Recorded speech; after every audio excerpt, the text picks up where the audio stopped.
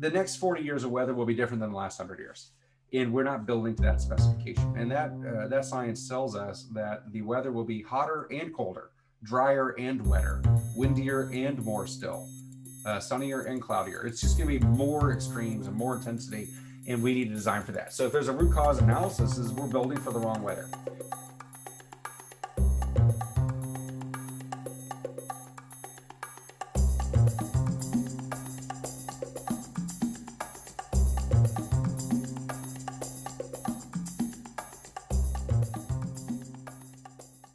So I'm delighted that we've been joined by our speaker, Michael Weber. He serves as the Chief Science and Technology Officer at ENGIE, a global energy and infrastructure research company in Paris. He also holds professorships in the areas of energy resources and mechanical engineering at UT Austin, as well as leading the Weber Energy Research Group there, where he is training up the next generation of energy leaders, which we clearly desperately need at this moment.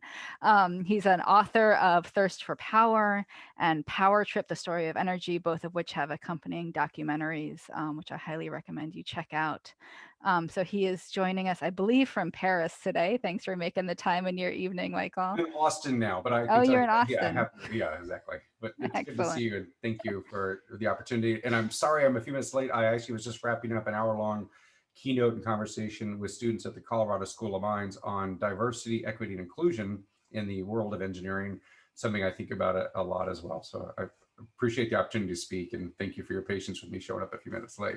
Oh, of course. Thank you so much for taking the time, especially on such short notice. So I'm going to ask folks, if you're not already muted, please go ahead and mute yourself.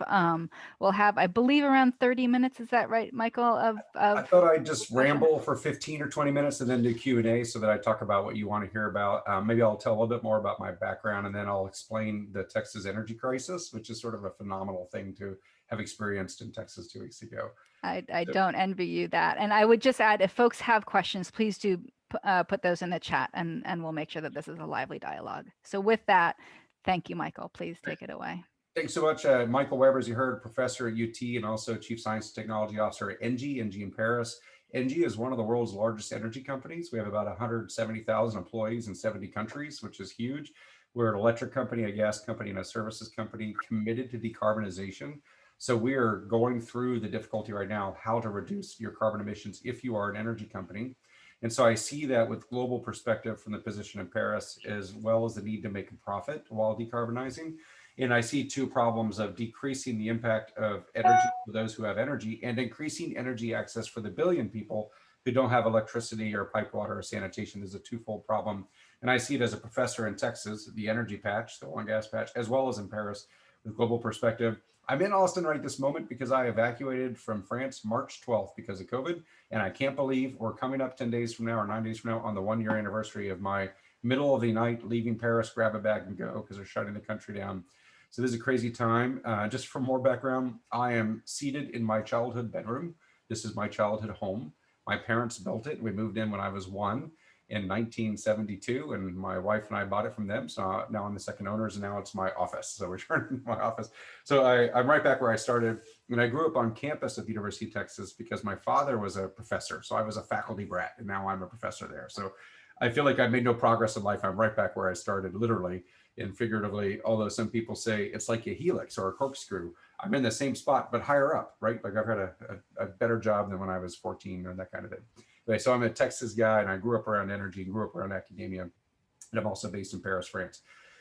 Energy is my thing. I do research on it. I do a lot of education. You heard about the books Power Trip and Thirst for Power. I actually turned Power Trip, the book, into a 6-part documentary series that's on PBS and Amazon Prime and Apple TV and that kind of thing. So, and that's been picked up in a couple of countries. So I think it's reached millions of viewers in the US and elsewhere.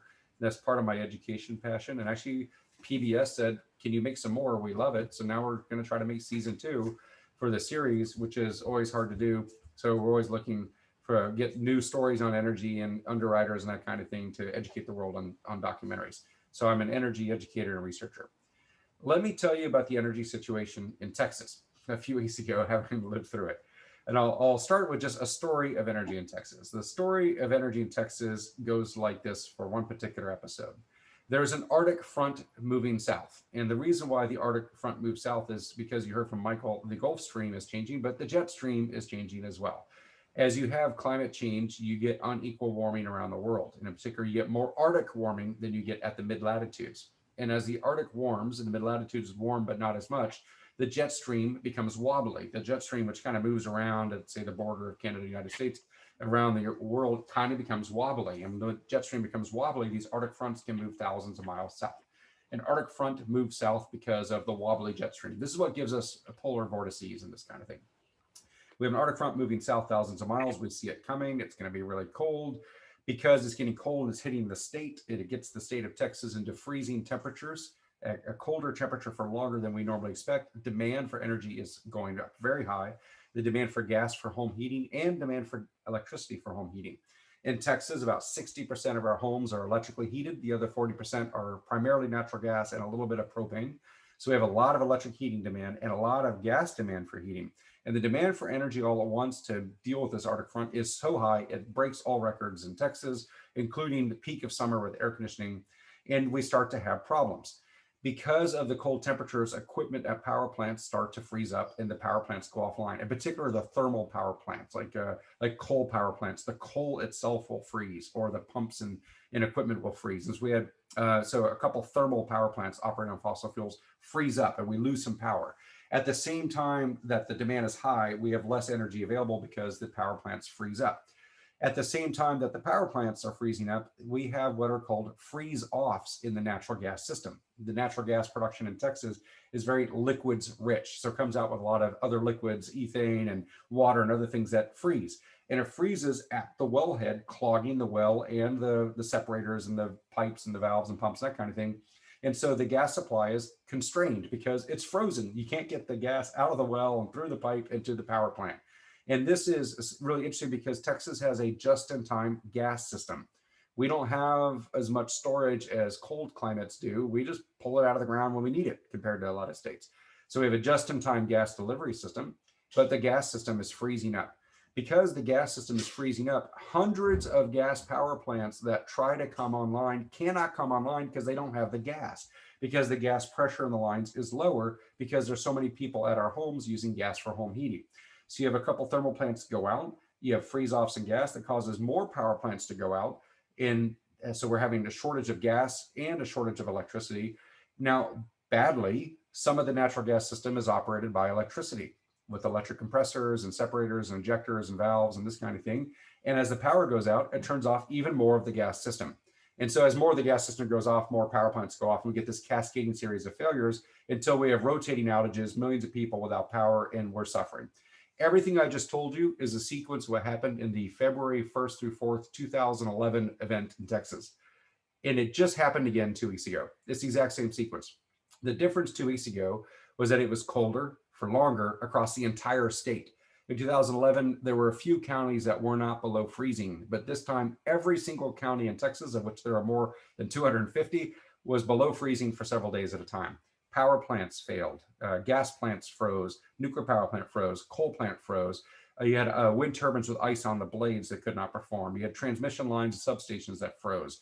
You also had solar panels that were having to turn away from the snow or were covered in snow at some point.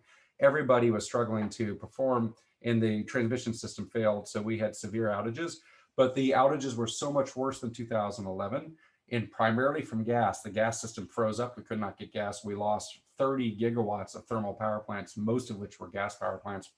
We couldn't even do rotating outages. We just turned off as much load as possible. And then it was kind of frozen there until things could warm up. We could turn power back on. And it was really kind of nuts that the number three natural gas producer in the world, which is Texas. So Texas is the third largest gas producer after Russia and the United States. So we produce more gas in Texas than Australia, Canada, Iran, Qatar, you name it. We're number 3 in the world. We had a gas shortage. We have a grid as big as England's. We had a power shortage. This was really phenomenal. And like England's grid, we're isolated from the other grids for the most part. So an energy rich, energy abundant, smart, technically capable state had an energy crisis. Imagine what it would have been in a place that did not have as much energy or wasn't as poor or didn't have as many engineers and things hanging around. So this was a fascinating thing. Now, in my house, in my experience, my house is close to a water treatment plant. I was on one of the critical circuits. I did not lose power immediately. And the way we design our circuits, if you happen to be Near the governor's mansion, a water plant, a wastewater treatment plant, or a hospital, you probably kept your power on. So I had the power the first few days, but I didn't have heat. I have gas heating at my house and electric controls, but they were cycling off the electric controls to my gas heat. So I didn't have heat for 4 days, even though I had electricity. But then the electricity did go out after a couple of days, even though I'm on a critical circuit, not because of the power plant outage, but because of frozen trees falling on frozen lines and frozen transformers blowing up. So we had this crisis of the gas system. We had a crisis of the power plant system, but we also had a crisis of the grid, of the wires and poles and the trees and the branches and the ice and all these things. What a disaster. So I ended up going without heat for 4 days, without power for 2.5 days, and a boil water notification for about 5 days. I now have internet, heat, lighting, water, wastewater. I can flush the toilets again, and it's a beautiful day behind me. So it's all back to normal. The price tag was about $50 billion for the electricity alone for the state for 1 week. That is more than we spend in an entire year in 1 week. The gas bill is to be determined for the state, probably another 10 billion or more for the gas. The damage probably rivals Hurricane Harvey, certainly from crop loss, tens of billions of dollars in crop loss, I'm sure, but also all the burst pipes, the number of homes, the insurance claims. Also, when you shed power, you turn off power to an industrial facility like a semiconductor fab, it blows up equipment on the other zaps equipment. So there's damage to industrial equipment from the power outages. The damages will probably exceed 100 billion. Hurricane Harvey is 132 billion. So we're looking at $100 billion of damage or more, $50 billion electric bill, $10 billion gas bill. This was an expensive event, $160 billion from 1 week. Even for a very rich state like Texas, this is very expensive. And it will probably scar our memory for years, just like 2011 did. And we'll see if we take action and learn any lessons. There's all sorts of things I can offer on that. So this is the situation. Now, the process, at least if 2011 is a guide, and by the way, we did this in 1989 and 1983. So we have some warning signs about this. The process is three-phase. The first phase is blaming and finger pointing. And so that phase, for the most part, is over. That's about 2 weeks. It's mostly political. Governor Abbott said it's the fault of the Green New Deal and wind. Fossil fuel interests said it was wind. The wind guys say natural gas didn't step up when we needed them to happen. So there was a lot of sort of blaming, and that's very political. And there were 2 days of hearings last week. We go from the blame phase to the fact-finding phase. We're in that phase now, I think. Like some of the blaming's actually settled down because a lot of people are like, actually a lot of things we need to figure out. In the fact-finding phase will take several months, investigations, hearings, this kind of thing. And this process will be a little less political because there are a lot of lawsuits, and the process of presenting and gathering evidence for the legal system are more methodical and less emotional than, say, a political hearing. But also insurance companies have claims like they just have to figure stuff out. So we're moving towards a common fact base. In 2011, the incident was in February. The major reports came out that August. So I imagine this is a 3 to 6 month fact-finding phase. It's just like what went wrong, what were the critical failure modes, what was the sequence? The sequence matters. Did the power plants go out to turn off the gas, or did the gas go out and that turned off the power plants? Was it all of it at the same time? What was happening? Who shed load? Which way first? What were the communications? So there'll be a lot of forensics to do that investigation. The third phase is implement solutions phase, which I would submit to you. Perhaps we didn't do enough after 2011. So maybe we'll go differently this time. We have a third phase is to, based on what we learned in phase 2, are we going to take action in phase 3? And phase 3 is to invest so it doesn't happen again. We didn't do that enough from 2011.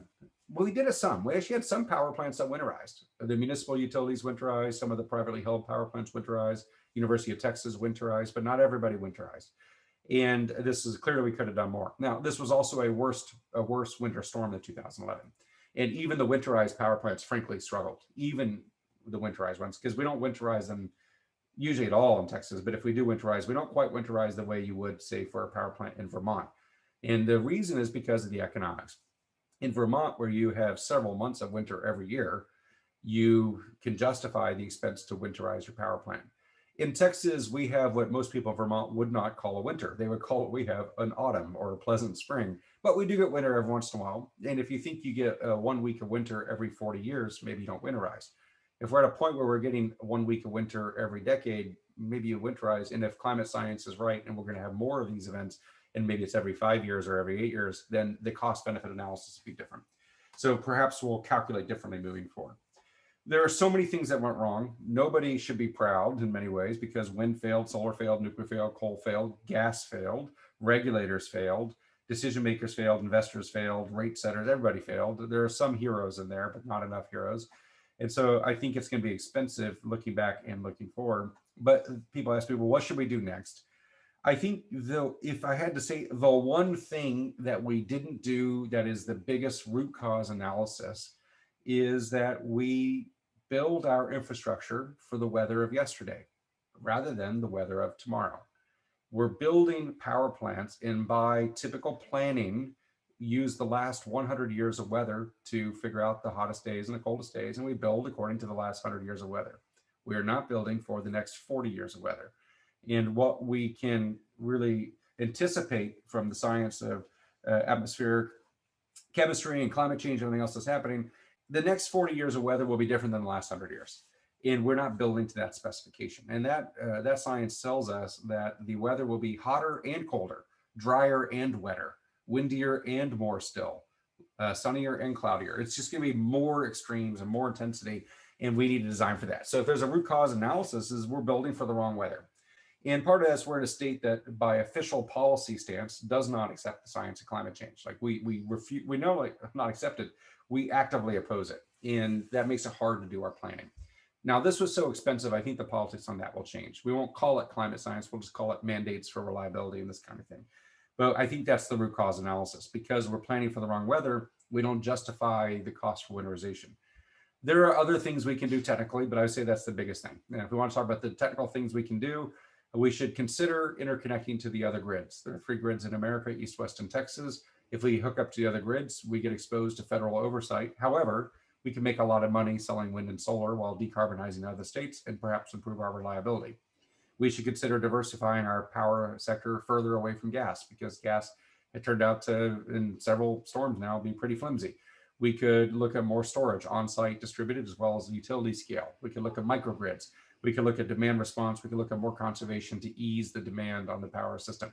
So there are a lot of things we can do technically. We could work on the market design to change the market to give better signals and incentives to build capacity, although that's a pretty fine-tuned point. And then we could think about just our behaviors and policies about, generally speaking, in Texas, we're cheap. We want cheap energy. And we, generally speaking, our trade-off has been we'll pay lower prices for energy and then have a very expensive Hurricane Harvey or winter storm every once in a while. And that might remain our calculus. But some of us would think, I'd rather pay more along the way to avoid the $100 billion surprise every once in a while, kind of like we pay for home insurance. I'd rather pay for home insurance every month, even though it's expensive, to not have to pay hundreds of thousands of dollars to rebuild my house if there's a fire. So that's a cultural thing. We'll see how it goes with Texas. Anyway, so that's the story of the Texas energy crisis. And I'm happy to talk more. I'm in discussion with the policymakers and the state legislators, so I know a little bit of what's going on, and I certainly know the technical situation. So happy to speak more. I'll stop there and answer your questions. Great. Thank you so much, Michael. That is a lot of information and super helpful. We've got a couple of questions in the chat that I'll turn to. And if you would like to ask a question, please note it there and I'll pull from that chat. One question for you. I know we've all seen the stories that reference the minutes and seconds the energy grid had between what happened and what would have been a much worse outcome. Can you tell us a little bit more about what would have been that worse outcome, which is something that we may face in the future? Yeah, this is an incredible story, right? So we were within seconds to minutes of complete system-wide outage. So as it was, we lost about half our power plant capacity. So about half the state was dark, which is incredible, right? For a modern, rich, energy-rich state to lose energy for days for half the population. And that outage did not rotate. It was basically fixed. If you were out, you were out. If you're on, you're on. And it was minutes to seconds because there are a couple of things that have to happen with real-time balancing of the grid. You have to match supply and demand. So you have to match the voltage and the power. But you also have to match the frequency. And if the frequency gets out of spec, then power plants trip offline because they have to synchronize their generators. And so if the frequency gets too far out of spec, more power plants go offline. And if more power plants go offline, the frequency gets further out of spec. I mean, there's a narrow band of specification where the frequency has to maintain. And there was a moment early on Monday, February 15th, when it was getting really cold, demand was spiking, power plants were freezing up, the gas system was freezing up. We were losing power plants by the minute, and the grid sagged. And then ERCOT made the call, shed load. I mean, they had to shed gigawatts of load on a moment's notice. And so utilities in Austin, San Antonio, you name it, they turned off, Israeli transmission customers turned off their load to certain people to keep the grid balanced. It's just really, it'll be a great movie at some point, right? In the decision room. And I know the people in that room, and they basically didn't sleep for several days. It was intense. So they gave the call, shed load. They call utilities, and they tell cities like Austin, shed 40% of your load. Austin's saying, well, we winterize our power plants. Our power plants are working. I don't care. Shed 40% of your load. Those power plants need to help prop up the rest of the state. So the load was shed. And if we had not done that, we would have lost the entire grid, not just the 30 or 40 gigawatts we were short. If you lose the entire grid, you are in what's called a black start situation, where you have to start the grid from black start operational conditions. And there are not many power plants that are black start rated. So one of the funny surprises for many people about the power sector is the power has to be on for a power plant to operate. So a power plant doesn't just operate, it needs to already be in a grid that's already on. There are a few black start rated power plants. They tend to be hydroelectric dams because gravity works even when the power is out. So gravity works, and we use dams to get the grid started. There are some diesel generators that can spin up some gas turbines. There are a few black start rated power plants, but not many. And in Texas, we don't have much hydro. So the risks in, say, the Pacific Northwest with a lot of hydro will be different than in Texas. And it's like a very complicated pattern of dominoes. Once they fall down, you don't set them all back up at once. You set them up one domino at a time. And this is the way you do it with the power sector, one power plant at a time. How long would it take? Weeks, possibly months, probably weeks. We know this because ERCOT does black start simulations, and the black start simulation guy came and trained me and my students about what it goes through. And he says it all goes down. You start with a couple small dams, you turn on a couple of gas turbines, you turn on the boiler, but you have to do it in some geographic spread to balance the frequency as well. And then as you turn on power, people turn on their computers and their load. So it's a pretty tricky thing. And frankly, the answer is we don't know the answer. We have never done that in Texas. And so we're optimistic it'll be weeks, but pessimistic it could be months. A couple days without power was a humanitarian crisis already because people died. They died from the cold. They were dying from carbon monoxide poisoning, sitting in their cars for heat. They burned down their houses because they brought wood inside and burned a fire in their living room where they didn't have a fireplace because they were so cold. You had kidney dialysis centers that lost their power. Hospitals lost their power. The death toll is only 70 people so far, but we're still counting and probably be a couple hundred. And we could, but if this goes on for weeks, it becomes easily tens of thousands of people, primarily from issues with water treatment or wastewater treatment and food preservation. So it's a pretty scary thing, and we don't know how to do it. And if you look at Puerto Rico as an example, it took them a long time to get their grid back. Different situation, more damage, more strung out kind of grid. But I mean, it took them a year or something to come fully back. So we imagine in Texas this weeks, we were seconds and minutes away from weeks without power. This is important because people are very mad at ERCOT. Well, ERCOT cut off the power. Like, yeah, ERCOT cut off the power, or else we would have been without power for quite a while. So I tend to be very sort of thankful for ERCOT for what they did. That was a tough call. Yeah. Thank you. That is terrifying to think about, and even more terrifying that, that we don't know how to deal with that. I'm going to turn to Michael right now to ask for comment and question. Thank you, Shori. And Michael, that's such a great presentation. Our Omega Resilience Funders Network and our colleagues have been really interested in the grid for a long time. Good. And Pete Myers put up a note. Pete actually drove my interest in it. Pete says, Michael mentioned Ted Koppel's Lights Out.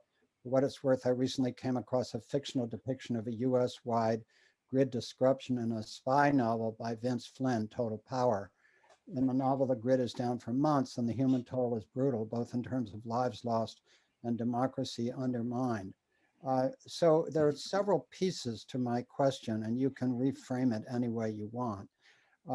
First is, we've actually talked to people, to high-level people, about Ted Koppel's book, Lights Out. If you've read it, how accurate do you think his assessment is of the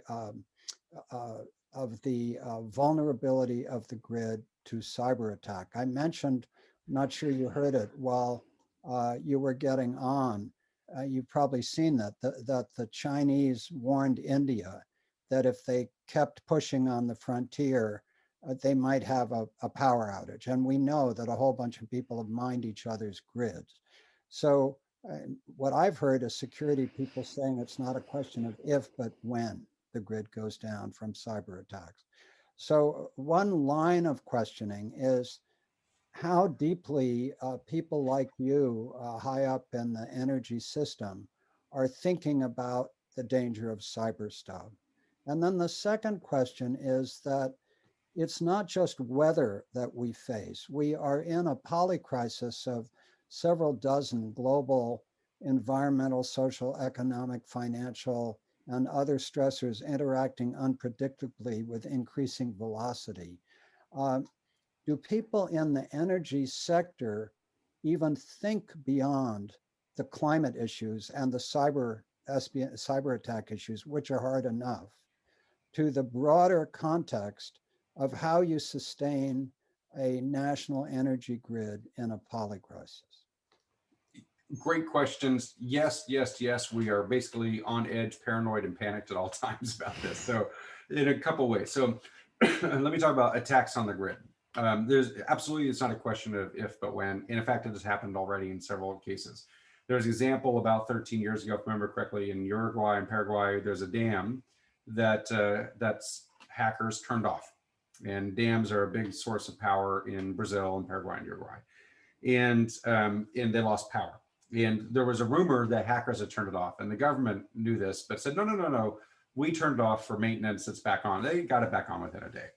And they said it wasn't hackers. We were just doing routine maintenance. That's fine. You know, that was it. And the hacker said, oh, really? It was just routine maintenance. So they turned it off again to make a point. They were just having fun. They weren't looking to achieve any geopolitical aim or terrorism or anything like that. They're like, hey, let's try to turn off a dam. And so there are some examples of this where a power plant gets turned off. Most power plants in the USA are not connected to the grid. They're for that reason. There's no connection at all. There's no internet in there. Now, an operator might have something on their phone, but the controls are not connected to the grid, and that's on purpose. But that is going to be hard to keep going because there's such a need for data to move around that I think it's going to be hard to keep the firewalls in place forever. And we see other cyber attacks, the hints from China. And by the way, the US has been known to attack grids. So we did physical attacks in the 90s with the war in Serbia. This is in the Clinton administration when we were involved with Milosevic and everything. If you remember that war in the 90s, we would actually fly over the grid in Serbia and drop a bunch of metal filings and filaments that would fall down and short the electric lines, but without destroying the grid. But it would take a day for people to clean it up, clean off the filings, the power comes back on, then we do it again. So we had non-destructive techniques for turning the grid off. And we did that on purpose. So that is a typical thing we do. In World War II, there was dam busters, people who would bomb dams. North Korea would open the floodgates, let water through to kill people in South Korea. I mean, so using energy infrastructure as a target or weapon is a pretty common thing beyond oil and gas, oil as a weapon. And here's one comment about Venezuela's grid. So the US is not above this, but we have physical means, not always just cyber means, and we're certainly a target for this. So we think about it at ENGIE. We have 100 gigawatts of power plants. We absolutely don't want anyone turning them off remotely. So we have a lab dedicated to cybersecurity, plus our cybersecurity operations. And we're working with European stakeholders on setting the standards for cybersecurity. This is a huge problem. And I think we also don't even know how to talk about it. So when I was a commissioner for 5 years, from 2008 to 2013, I was one of the regulators for Austin Energy, a municipal utility. And I asked questions about cybersecurity. I'm an engineer. I know the risks. I started asking about cybersecurity. And these are public meetings. And the utility's like, we don't want to talk about it in public. Please, we'll talk about it in executive session. Please don't ask us these questions in public. They were very angry at me. And so we went into executive session like, well, why don't you want to talk about this in public? And they said, we have no idea how to talk about this. If we say it's fine, there's no risk, then hackers will go, oh, really? Okay, and they'll try to prove a point. Like, this is taunting the hackers. If you say the truth that there are 100,000 attacks every day on the grid just in Austin alone, people will panic. So they said, we can't tell the truth because it will cause people to panic, and we can't pretend it's not a problem because that just invites more attack. We haven't even figured out how to talk about it. And this is one of the challenges for us, is that I think people don't recognize the risk. It looks like a lot of the attacks are methodical. They are country-based. China, North Korea, and Iran and Russia are the most likely promoters of this. And for example, we see the attacks in Austin tended to start around 8 a.m. Iran time and turn off around 5 p.m. in Iran time. People go to work, attack the grid, then they go home, right? So there's a lot of this that felt like it was shift driven. And now with automation, that will be a little bit different, but this is a huge problem for us. So we have to think about this. And I think as we get smart meters, smart light bulbs, smart microwaves, smart cars, and smart everything, this becomes good and bad. It's bad because it's more points of entry into the grid. Instead of having 1,000 power plants to attack, you now have hundreds of millions of points to enter the grid. So this is a huge problem. The good news is it can also build in some resilience because you can island or do microgrids or get self-standing homes with panels and batteries and this kind of thing. So we have to figure this out in now as we get more and more hooked on electricity, banking, governance, water and food, everything depends on electricity. We have to invest more to keep it secure. And obviously the Texas experience for a weather attack, you could see 5 days ahead of time is a sign that we have not invested enough in robustness or resilience. Robustness being different than resilience. Robustness being that things fail seldom, resilience being things come back quickly after they fail. So I think we overall don't invest enough in this and we're just not smart enough about it. Yeah. Just on the point about the Ted Koppel book, have you read it? Oh, no, I did not read that book and I should. I think I'm looking at my shelf. I think I have it on my shelf. Okay. Well, Lights Out is a different book. Yeah. There's a book, Lights Out, about GE, but there's another, the Ted Koppel one I have not read. Okay. Unless they both have the same title. Thank I think it is called Lights Out. Well, yeah, so I'm looking at, this is also Lights Out. That's about it. the fall of GE. This is the fall that's of a different one. So wait, Lights Out might be a common title. Yeah. Thank you, Michael. I would also just remind us that last month, just prior to what happened in Texas, we saw a cyber hack on a Florida water utility where hackers got into the systems. They changed some dials. It would have really seriously impacted the water system. And that was just some folks playing around. So this is obviously not just relegated to the energy system. I see that David Korowitz asked the question, if the grid went down, are there exercise plans for water, sewage, food over a potential scale of weeks to months? And who does that responsibility sit with? So that is all great questions. The short answer is no. We don't have any plans for that. Now, individuals might. So my father-in-law he lives in a tunnel underground in Colorado. He's a prepper, a survivalist. And he has 6 months of guns and ammo and canned goods. He's got backup firewood, wind turbines, and solar. Like, this guy is ready to go. So my wife and I, our plan is if things really go haywire, we just got to get to his place in Colorado and we'll be all set, which is kind of a lazy way to think about it. But maybe we need just enough gasoline to get there. Now, gasoline stations go down when the grid goes out. They can't pump. So this is a huge problem. We do not have that plan. Now, the water treatment plants often have backup energy on site. They'll have fuel oil or diesel or that kind of thing. There'll be some power structures. The University of Texas has a week and a half of backup fuel oil. So days is not unreasonable. Coal plants often have 60 days of coal on site. So there are some backup on site. Nuclear power plants don't need much, can go for months. So there's some of that. The water wastewater treatment plants usually use diesel for backup. The food system is where a lot of the biggest risks are because grocery stores don't tend to have a lot of backup. And certainly us at home with our refrigerators don't have a lot of backup. So I think the food system and water system are the biggest risks, but usually there's enough energy for the water and the water is locally sourced from our rivers and aquifers, whereas food is globally sourced. So maybe if it goes down in Texas, we'll just bring food in by truck from other states. So not clearly have a plan for it. If you look at Texas and see what happened with Harvey, we had very good plans for evacuation for hurricanes. We've had enough hurricanes. We evacuated effectively for that. We didn't deal with all the other issues so well. What did we do with Hurricane Harvey? We also let people build in the flood zones. So we're kind of prepared, but we're not. But we're better prepared for hurricanes than just power outages as a whole. Who does this fall to? DPS, the Department of Public Safety, or the governor's office? But I don't want to be too critical, but the governor did 0 emergency preparedness communications before this event happened in Texas.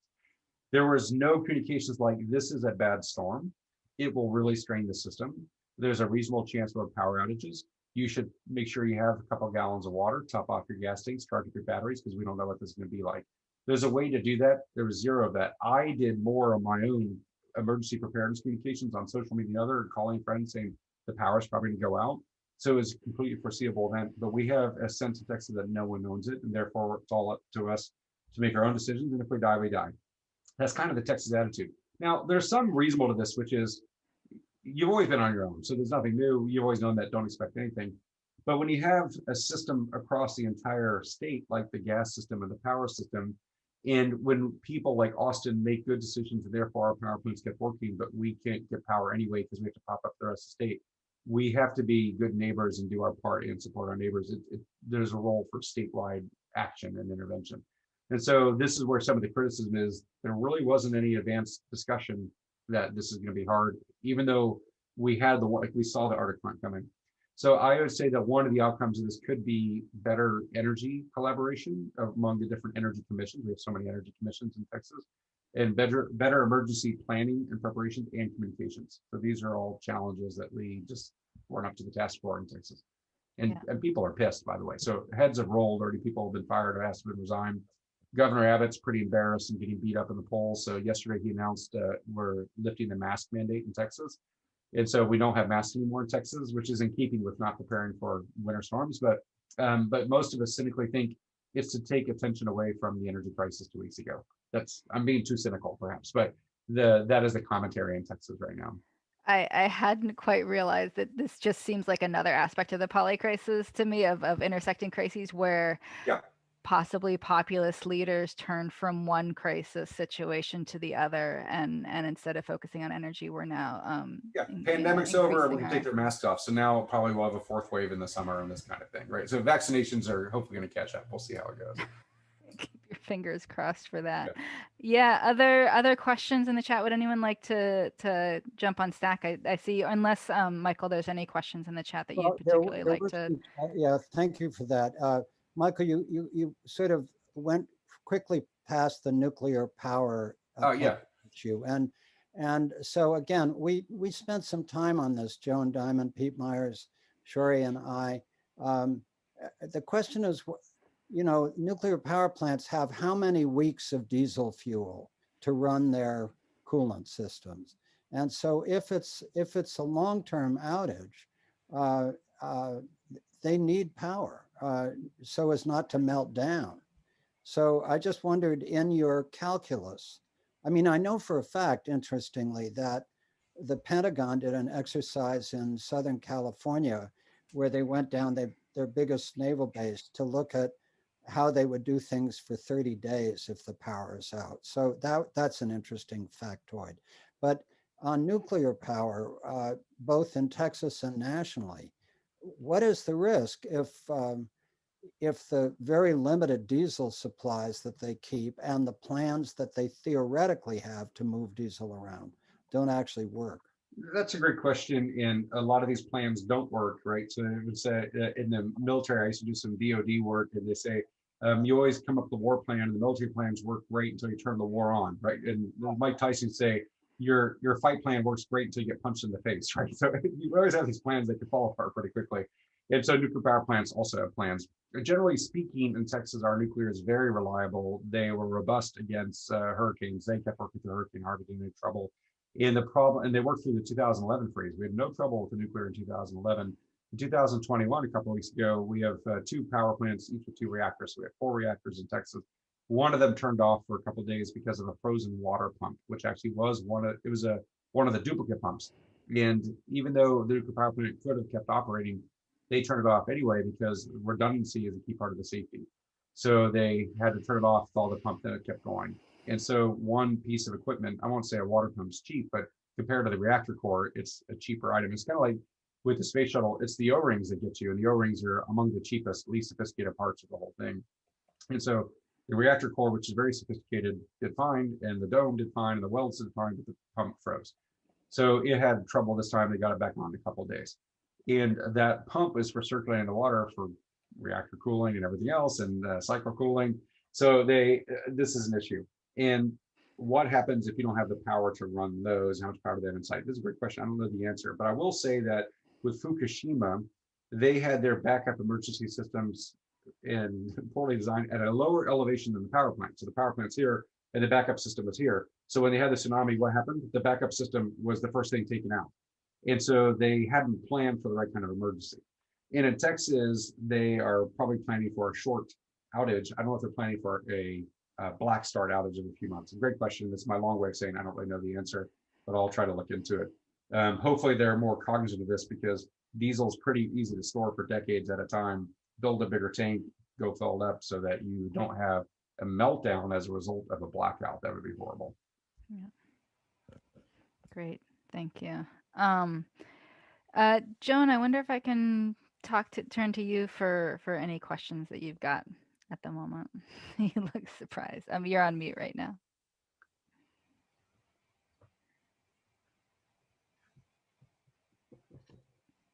Hi, Michael, and again, thank you for joining us, especially on such short notice. I think one of the questions I have, were there either during the crisis or in not being prepared for the crisis, were there behavioral qualities or characteristics or social drivers that contributed to the severity of the crisis? Yes, yes, in a couple of ways. So, I mean, there are also some great things, by the way, right? So neighbors looking out for, there are a lot of beautiful things that our power went out. Our neighbor across the street said, you can stay here. We'll boil water for you to have tea. We went to neighbor's house to borrow the internet. So there's actually a lot of community feeling, a lot of neighborliness, which was really remarkable. That happened in Austin, and we saw that. So there were a lot of amazing things that happened that made it better. But then there are some things that made it worse. You know, I think the fundamental thing is sort of repeating what I said earlier is we are a state that live in denial. We do not accept the science of climate change. We're in denial about the risks of Texas. And Texas has more risks than most states. We have a couple different risks. We have a long coastline. So we have a lot of risks from sea level rise and saltwater intrusion and freshwater aquifers. Our coastline is actually sinking faster than the ocean's rising because we've been pumping water out of the aquifers for so long. We have very intense floods. We have Flash Flood Alley in the middle of Texas, including Austin, which is not so far away from Tornado Alley. We also have severe droughts. The drought in 2011 killed 300 million trees. And if a tree is worth $100, that's $30 billion of tree damage. So we have severe drought, heat wave, frost, floods, and sea level rise. We have so many risks. We are in so much denial that makes it difficult for us to plan. It makes it difficult for us to communicate. And I think this Arctic front, not so long after Hurricane Harvey, which was devastating. And by the way, Hurricane Harvey was after 2 years in a row of 15 and 16 of unnamed storms causing incredible flood. We had incredible flooding in Houston 3 years in a row. Only one of them was a named storm. The other two storms weren't even named. It was just like heavy rain. And then 2011, we have the freeze and the drought. We've had so many events and we're in such denial. I think this is the biggest problem. And if you are in denial about the reality for it, you won't invest appropriately. You also will not communicate effectively. So I think a lot of the silence about the denial is because it doesn't even seem real.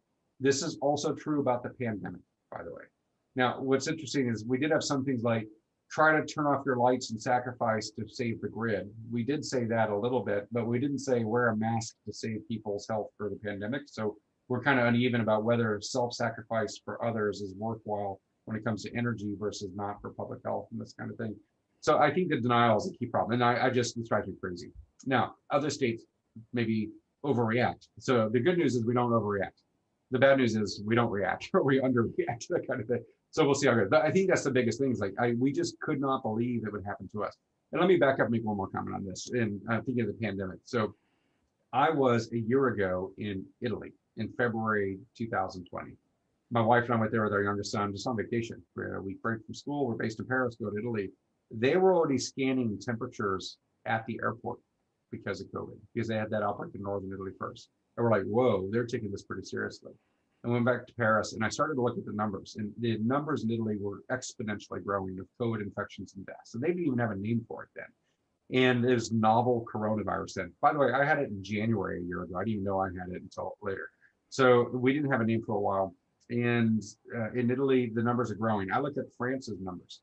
And France's numbers are on the exact same trajectory as Italy with exponential growth, but 9 days behind.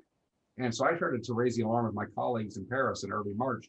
Hey, we're on the same exponential growth path as the Italians. Italy had just shut northern Italy. They had just shut the entire nation of Italy down. And I said, we're 9 days behind. This was, excuse me, Monday, March 8th. And I said, I'm going to leave. I'm sorry, Monday, March 9th.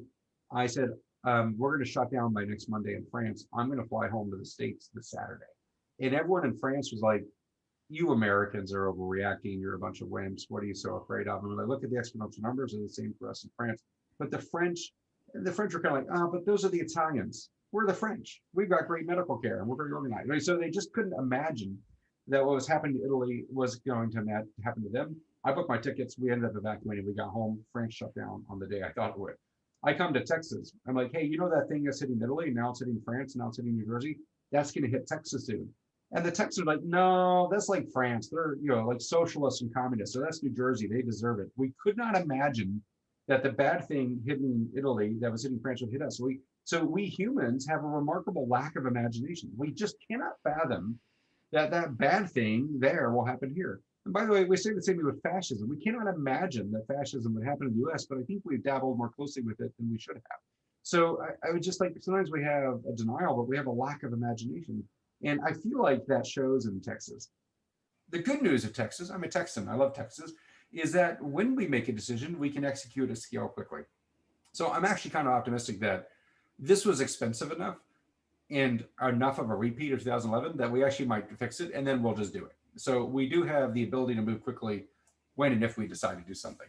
So far we're in denial mode, but I'm ambitiously optimistic or cautiously optimistic that we'll actually take the next step and invest. Michael, Pete Myers put in a question, are there any shifts in politics that you would look for suggesting that Texas policymakers are becoming more open to precautionary planning?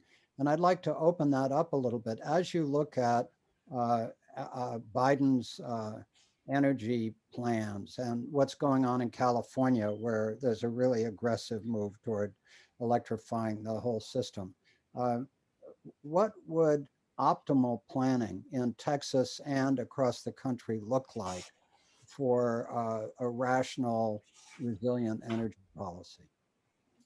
Great questions. So Governor Abbott said maybe it's time we regulate the grid. Senator Cruz said maybe it's time we regulate to protect people from price spikes. Governor Perry said maybe there is no such thing as free markets in energy and it's time to regulate. These are pretty prominent Republicans in Texas to say maybe markets aren't going to get us the answer we want, we should regulate. I don't know if that's really a new view or that's a temporary thing that people are angry and you have to respond, or if that does signal a shift change in politics. But that would be interesting to have Texas prominent Republicans say it's time for us to regulate according to some standards that protect either the reliability of the grid or consumers from high price spikes. So there might be some shifts going on. I would say the blame game right now, for the most part, is Republicans, conservatives, oil and gas interests in Texas are blaming ERCOT, wind, and liberals.